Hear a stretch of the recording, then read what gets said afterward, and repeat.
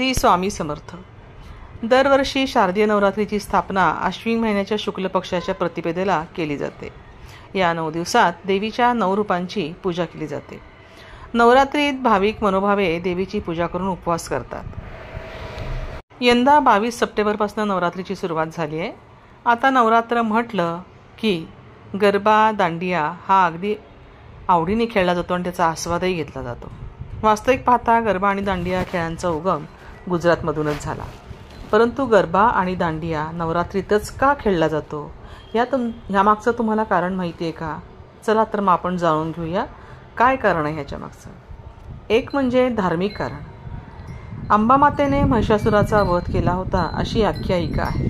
त्यामुळे महिषासुराच्या अत्याचारापासून मुक्ती मिळाल्यानंतर लोकांनी ते सर्व आनंद नृत्य करून साजरं केलं आणि याच नृत्याला गरबा किंवा दांडिया असं नाव पडलं. त्यामुळे नवरात्रीमध्ये देवीची स्थापना केली की भाविक मोठ्या श्रद्धेने नृत्य करतात. आणि गरबा आणि दांडिया ह्याचं धार्मिक महत्त्व हे आहे की पारंपरिक रूपात गरबा म्हणजे एका मातीचं भांडं ज्याच्या आत एक दिवा लावण्यात येतो, ज्याला गुजराती भाषेत गरबी असं म्हटलं जातं. आपण बारकाईने जर पाहिलं तर गरबा हा मातीच्या भांड्याच्या सभोवती केला जातो, ज्याला गर्भदीप असं म्हटलं जातं. गर्भदीप हे स्त्रियांच्या सर्जन शक्तीशी संबंधित आहे. ह्याच गरब्याच्या माध्यमातून शक्तीची पूजा केली जाते.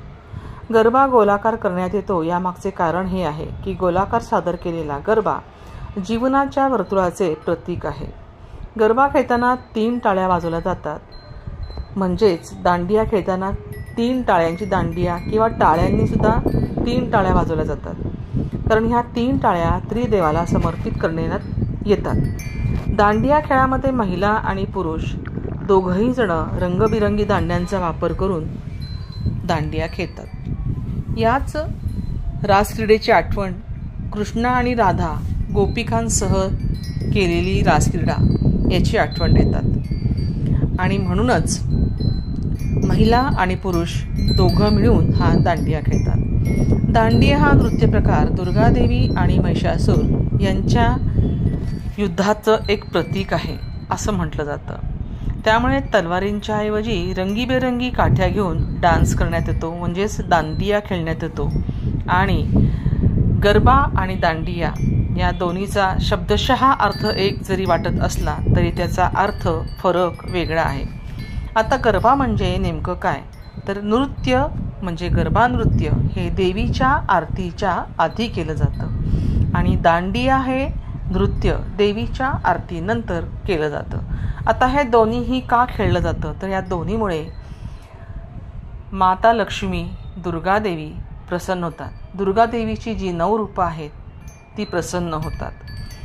मूर्तीच्या समोर मातीच्या भांड्यात छिद्र करून दिवा लावून त्यानंतर त्यात चांदीचे नाणेही टाकले जाते आणि या दिव्याच्या प्रकाशात हे भाविक नृत्य करत असतात. ह्याच्यामुळे काय होतं तर सकारात्मक ऊर्जा प्रसारित होते. दांडिया नृत्याच्या वेळी दांडिया किंवा टिपऱ्या खेळल्यामुळे जो आवाज निर्माण होतो त्या आवाजामध्ये एक सकारात्मकता असते. त्यामुळे पूर्ण वातावरणात सकारात्मक ऊर्जा निर्माण होते. याशिवाय जीवनातील नकारात्मकता ही पूर्णतः संपून जाते. अशा परिस्थितीत गरबा नृत्याच्या वेळी महिला 3 टाळ्या वापरतात, ज्यामुळे सकारात्मक ऊर्जा मिळते.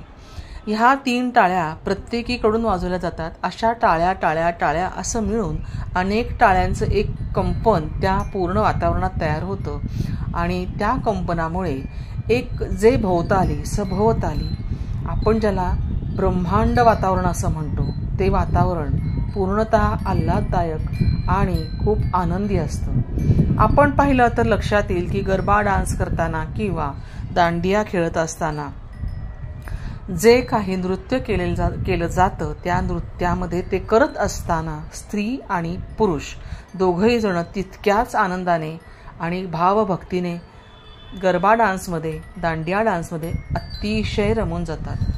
आणि ते रमून जाणं म्हणजेच भक्तिमय वातावरण निर्माण होणं. या भक्तिमय वातावरणामध्ये प्रचंड प्रमाणात ऊर्जा जी सकारात्मक निर्माण होते त्या ऊर्जेचं संपूर्ण वातावरण लहान मुलं, वृद्ध, तरुण मंडळी, प्रौढ मंडळी या सगळ्यांच्या मनावर चांगला परिणाम करून जातात. ज्या वेळेला हे नृत्य चालू असतं, दांडिया रास क्रीडा चालू असते, त्यावेळेस अनेक भाविक वर्ग अगदी लहान मुलांसकट ते वृद्धांपर्यंत तिथे येऊन बसतात आणि त्या नृत्याचा आस्वाद घेतात. त्यामुळे काय होतं, जी सकारात्मक ऊर्जा निर्माण होते ती संपूर्ण सकारात्मक ऊर्जा ही सगळी भाविक मंडळी आपल्यासोबत घेऊन घरी जातात. त्याच आनंदाच्या रसामध्ये ते तुडुंब भरलेले असताना ते निद्रेत जातात. त्या निद्रेमुळे त्यांना छान झोप लागते.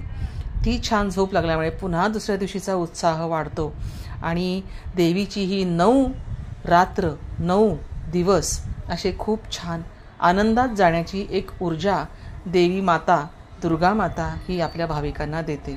त्यामुळे हे देवीचे 9 दिवस आणि 9 रात्र भक्त भक्तिभावाने पूजा करतात. अर्थातच मी इथे एक गोष्ट नक्की सांगू इच्छिते, उपवास करण्याची सगळ्यांची क्षमता असतेच असं नाही आहे, परंतु ज्यांना क्षमता नाही आहे, जे वृद्ध आहेत किंवा ज्यांना शारीरिक त्रास आहेत, त्या लोकांनी देवीचा उपास न करता सुद्धा फक्त केळी, दूध, भगर, साबुदाणा अशा प्रकारचा आस्वाद घेतला तरीसुद्धा जर त्यांना त्रास होत असेल तर त्यांनी अगदी व्यवस्थित जेवण करावं. फक्त जेवण करताना कांदा आणि लसूण हे मात्र वापरू नये.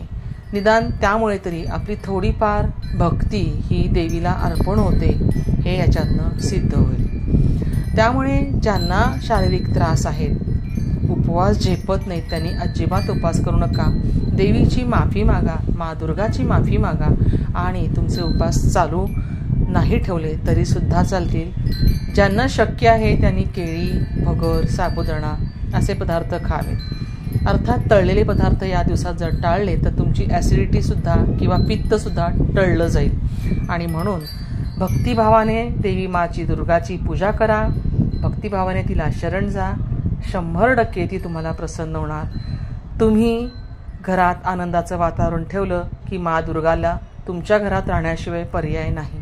माता लक्ष्मी तुमच्या घरात वास करून नक्की राहील. सर्व भाविक जण हो, भक्तजण हो, तुम्हाला सगळ्यांना या नवरात्रीच्या खूप खूप शुभेच्छा. आणि तुम्हाला व्हिडिओ आवडला असेल, माहिती आवडली असेल तर नक्की एक लाईक करा. सगळ्यांपर्यंत ही माहिती शेअर करा की गरबा किंवा दांडिया नवरात्रात का खेळला जातो.